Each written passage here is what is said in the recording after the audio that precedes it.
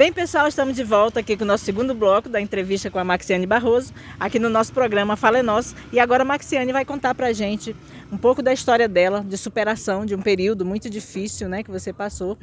E assim, a gente quer que você compartilhe, né, até é uma honra, né, porque nem todo mundo tem essa disponibilidade para contar logo mais uma coisa tão, digamos assim, íntima, né? Nem todo mundo tem essa disponibilidade para estar compartilhando. E você tem essa coragem, né? Uma mulher ousada, uma mulher de coragem, e aceitou o desafio, né, do nosso programa. Então a gente gostaria que você compartilhasse esse momento com a gente.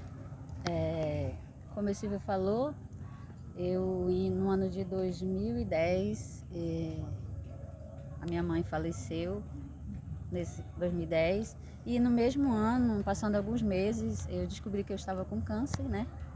E aí foi um ano muito difícil para mim, porque eu tinha perdido minha mãe e descobri que estava com essa doença. E foi assim, quando eu descobri, não caiu direito a ficha, né? Porque jamais a gente imagina que vai acontecer com a gente, jamais. E a minha sobrinha, ela foi muito importante, digamos assim. Ela estava no processo de tratamento e estava naquele processo. Ela entendia muito bem, digamos assim, né? E aí ela me deu muita força. E a primeira pessoa que eu liguei, quando eu descobri, foi para ela. Ela até falou bem assim, é mentira, que ela me chamava de mana, né? É mentira, mana, tu tá brincando. Eu disse, não, é verdade. Aí ela ficou assim, aí eu chorei bastante, né? Falei com outra irmã, estava sozinha, morava em Capiranga, morava na época, né? Então, peguei o número do médico, que eu já tinha ido no processo, que o doutor Orlando, uma pessoa muito assim, que me ajudou bastante nesse processo para que eu pudesse conseguir mais rápido o tratamento, digamos assim. Aí liguei pro médico, né? Ele me deu o contato particular dele, eu liguei para ele, disse... Aí eu li o resultado e ele disse, bem, não se preocupe, eu vou cuidar muito bem de você. Eu nunca esqueço essa palavra. Glória a Deus. Essa palavra não, essa frase, nunca esqueço. E aí foi o processo, né? Vou contar tudo, foi aquele processo. Muito difícil em relação a isso, mas para mim, para resumir, o que me deixou mais, assim, não foi nem a doença, porque assim, eu tinha um companheiro na época, né? Eu tinha um companheiro, só que com esse processo a gente precisa estar mais indo ao médico, isso aí a pessoa não compreendeu. Claro, ele me ajudou bastante financeiramente, mas não compreendeu, não esteve ao meu lado nessa etapa que a necessidade era mais outra, né? Isso que a gente precisava. Então me deixou, digamos assim, me deixou. E aí foi mais doído isso para mim, digamos, agora eu passei a entender melhor. Então foi mais doído isso do que a doença. Para te ser sincera, Silvia, foi mais difícil isso, entendeu? Era o parceiro, né? Isso. E a gente precisa, nesse momento, a gente precisa de alguém estar conosco. A família com certeza está, só que a gente precisa daquele companheiro do nosso lado. Mas enfim, fui no médico, fiz os exames que acho que a maioria das pessoas sabe que a gente precisa fazer uma bateria de exame para poder ver se vai fazer rádio, químio, cirurgia. Fiz tudinho, o doutor disse que era para mim fazer uma cirurgia. Isso foi já no mesmo ano, né? E aí foi tudo rápido. Estou dizendo que foi tudo Deus, assim, me encaminhou tudinho certinho, entendeu? E aí consegui. Aí ele disse, olha, tu quer fazer tua cirurgia antes das datas comemorativas, porque era em dezembro, ou depois? Eu disse, eu quero logo, eu falei para ele. Então a gente tratou tudinho, me internei. Minha irmã Lúcia estava comigo na época da internação. E agora que eu recordei, nessa época que eu ia internar, eu tinha feito a prova do concurso 2013, que foi de monitora. Eu fiz o concurso e aí eu fiz a prova. De lá, vim para Manacapuru, fui para Manaus para internar. Me internei à tarde, enfim. Na época, eu não tinha esses problemas de ansiedade, né? Mas fui tranquila, entreguei minha vida a Deus e aí fui. No outro dia era cirurgia. A minha cirurgia, não lembro muito bem, porque assim, muitos anos e assim a memória. Mas eu entrei mais 10h30. Assim, desci E quando eu cheguei lá, eu não me recordo bem, mas algumas coisas eu recordo, porque a gente está naquele momento, né? Também. E a ansiedade ainda não tinha não tanto, fica. né? Mas já fica, tinha. Não tem como, né? Um problema. E aí faltou alguma coisa para quê? Se não tivesse aquele, digamos, eu não sei se era um material, alguma coisa, algum medicamento, eu não iria fazer a cirurgia. Eu disse, oh meu Deus, não acredito que eu não vou fazer essa cirurgia, sabe? E aí conseguiram. Foram lá no outro centro cirúrgico e conseguiram, enfim. Aí 10h30, 11h, minha irmã ficou lá aguardando o boletim, né? Porque eles sempre disseram que ia dar em 1h30. E quando ela estava preocupada, deu 3h, nada, ela estava pensando que tinha acontecido algo comigo, porque uma cirurgia de grande porte, né? Eu fiz esterectomia total, né? Tirei tudo. E quando deu 7h eu subi. 7h. Então foi todo esse processo. Eu subi, foi... Das 10h30 às 7h. Digamos, Todo um processo. Todo um processo. Então eu fui, ela subiu, estava muito preocupada. E foi essa etapa. Várias etapas eu fui passando. E como eu falei, eu sofria mais pela pessoa não estar, a ausência da pessoa que era o meu companheiro na época e não estava. E todo mundo, todo mundo ia visitar, toda a minha família ficava comigo, eu passei alguns dias lá. E eu esperava olhar naquela porta, porque tinha uma porta, tinha várias pessoas cirurgiadas. E eu esperava ver, mas não apareceu. Isso era uma tristeza comigo. Enfim, foi passando. E foi difícil superar. Quanto tempo depois da cirurgia você passou em tratamento? Depois da cirurgia eu fiz acompanhamento, porque você tem que estar fazendo o preventivo, né? Porque precisa, foi no colo do útero, precisa fazer. Aí foi de 3 meses, aí vai passando, vai 6 meses, 1 ano. Mas toda vez eu tinha que marcar a consulta, receber resultado e aí marcar de novo. Era assim esse processo. E quando eu recebi o resultado, fiz uma biópsia, né, com tudo que tirou de mim, para ver se eu precisava fazer a rádio. E graças a Deus, eu não precisei. O doutor disse, olha, você não precisa fazer rádio nem químio. Só a cirurgia resolveu. Você está... Amém. Mas não acreditei, porque a gente fica sempre com isso, né? Fica ali, né? Tranquilo. E assim, teve um histórico familiar também, né? Nesse sentido, né? Aí isso tudo já trazia um certo abalo psicológico, eu acredito, certeza. Né? Tinha, que a mamãe faleceu de câncer. Minha sobrinha na época estava com câncer e alguns primos. Então foram assim, algumas pessoas da família, né? E foi muito difícil. Mas, e assim como eu falei, né? Foi passando os meses. E aí, todo ano, e quando eu inteirei 10 anos, é um tratamento, não sabemos quando a gente vai pegar alta. Quando eu inteirei 10 anos, eu ia para Manaus. Nesse meio em 2010, tempo, não isso. Nesse meio tempo, eu conheci uma pessoa, e essa pessoa ainda me acompanhou nos últimos, digamos assim, nos últimos anos daquele acompanhamento ao SECOM. O meu marido, agora que está comigo, o Murilo, ia dizer Colombi.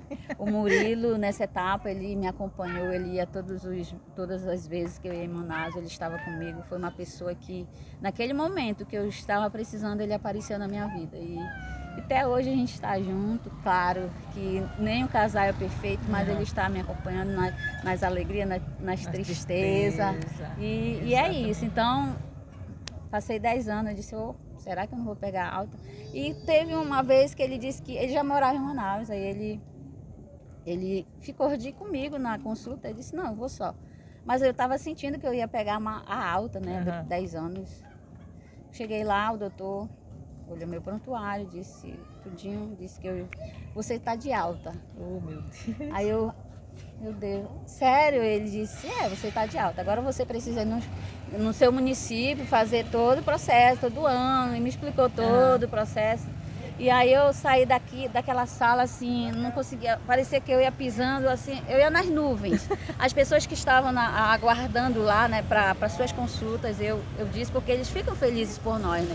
Então quando eu falei, eles ficaram, parabéns, aí eu fui. A gente bate um sino lá no SECOM, né? A gente bate o sino quando você pega alta. Então eu disse, como que eu vou bater o sino que não tem ninguém para me filmar, que eu queria registrar esse momento. Com certeza. E aí peguei muita gente lá na frente, né, esperando sua consulta e seus médicos. E aí eu olhei, meu Deus, eu chamei uma senhora, disse, senhora, filma aqui que eu vou bater o sino. Ela disse, sério? Eu disse, eu vou bater o sino. Aí eu fiquei lá e ela filmou. Quando eu bati o sino, as pessoas foram, sabe, felizes, me acolheram, abraçaram. Então, eles com certeza, eles ficam felizes pela nossa vitória, pela nossa cura.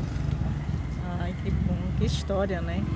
Que história, lições, né? Que lições você pode ter tirado disso, assim, que você pode compartilhar com a gente, assim, a lição que você aprendeu, porque são lições, né? A lição que eu tiro é que você às vezes, você esquece de Deus. E nesse momento eu não era muito assim de estar, né? Uhum. Mas e nesse momento eu me apeguei muito com Deus. Eu sempre, quando eu ia nas minhas consultas, eu comprei uma Bíblia. Não sei, acho que não era assim, acho que era de evangélico, porque para mim não importa. Para mim também não. Então eu comprei uma Bíbliazinha, era rosazinha. Eu andava com ela todas as consultas, às vezes eu ia de ônibus, às vezes eu ia de lotação, mas ela estava comigo e eu gostava de ler os salmos. Eu abria e lia aquele salmo e ouvindo louvores, que eu gostava de ouvir louvores dos evangélicos, né? Mas que era mais tocante, é gospel, né? Uhum. Então eu gostava de ouvir, eu ia refletindo nesse momento e sempre tinha a Bíblia comigo. O Senhor sempre ali contigo. Sim, né, e essa que eu tiro assim é que Deus jamais esquece de você. Você esquece de Deus. Você, quando você fica boa de alguma coisa, você esquece dele, mas ele jamais esquece de você. Então, eu sei que Deus, eu tenho uma missão aqui, porque Deus fez com que eu ficasse curada. Então, eu preciso fazer, eu sei que eu tenho essa missão. E a partir daí, eu passei a igreja, eu sou católica, né? Então, eu canto na igreja. Agora, no momento, eu não estou cantando, mas eu comecei a cantar na igreja. Fui assídua mesmo, e é muito bom estar na presença de Deus, na casa do Senhor, muito bom. Estar em comunhão, né, com as outras pessoas. Com certeza, então, mas não digo que foi assim, eu disse que, digamos assim, a gente, quando consegue algo, a gente louva a Deus, agradece a Deus, mas quando você fica um pouco melhor, você esquece, porque é isso que eu fiz. Na maioria das vezes eu fiz e a gente, quando tem consciência, a gente, não, eu estou fazendo algo errado, porque eu disse que não ia sair dos caminhos, digamos, do Senhor, dos caminhos certos, então eu esqueci um pouco, depois eu voltei. Uhum. E é maravilhoso estar, é maravilhoso. Cara, é uma coisa... Não posso nem te explicar. Eu acho que você entende. Uma coisa assim que quando você está na casa do Senhor louvando, que eu gosto de cantar, louvando, é uma coisa que inexplicável. E dando testemunho, né? Porque isso que você está fazendo agora é um testemunho, né? E você já deu esse testemunho em Capiranga. Sim. Eu lembro, né? Acho que foi ano passado. Teve foi em outubro, né? Que você deu uma palestra, testemunhou a respeito disso, né? Eu acompanhei, na verdade, nos teus status, nas tuas redes sociais. E eu lembro que muitas pessoas não falavam muito, mas acho que é porque você não falava muito. Muita gente vê a pessoa assim e não sabe o que a pessoa está passando, né? Justo. E eu lembro que na época muitas pessoas nem sabiam. Eu era uma das que não sabia que você estava passando por esse período, né? Por esse processo. Não sabe? Porque em Capiranga, gente, é um município muito pequeno. Então todo mundo conhece todo mundo. E aí o pessoal geralmente fala muito, quando é da vida pessoal da gente, né? Mas assim, uma coisa que é importante, é uma coisa que, poxa, precisa, né? Assim, da gente se solidarizar, né? Pelo menos quem tem um coração solidário, né? E de fato, essa questão que você falou, é uma experiência com Deus, na verdade, né? Deus de alguma forma traz a gente mais para perto dele, né? Quando ele vê que... E ele te provou também, que eu percebi na tua história, que a pessoa que, digamos assim, que você mais achava que estaria do seu lado no momento que você mais precisou, não esteve, mas ele te provou, né? Que ele estava lá, né? Sim. Ele te provou que ele estava lá e que você só devia confiar nele, porque nós somos realmente dependentes dele, né? A gente sempre às vezes quer, todo mundo quer, né? Porque no relacionamento é o que é. Na saúde e na doença, né? Mas geralmente na saúde está do lado, na doença nem tanto. E às vezes, geralmente, a gente vê muitas histórias, né? Isso. De pessoas que quando adoecem, infelizmente, o parceiro ou a parceira abandona, né? Então, não era um amor de verdade, ou não era aquela pessoa que era para estar. Tanto é que o Senhor colocou outra pessoa, Sim. né? Para desfrutar com você já da sua vitória, né? Da sua Isso. superação, né? E é de fato, gente, o agir de Deus, né? A história de superação da Maxi de fato emocionante. A gente vai parar agora, né? Para o nosso intervalo. Daqui a pouco a gente retorna com a terceira parte e última do nosso programa da entrevista com a Maxiane.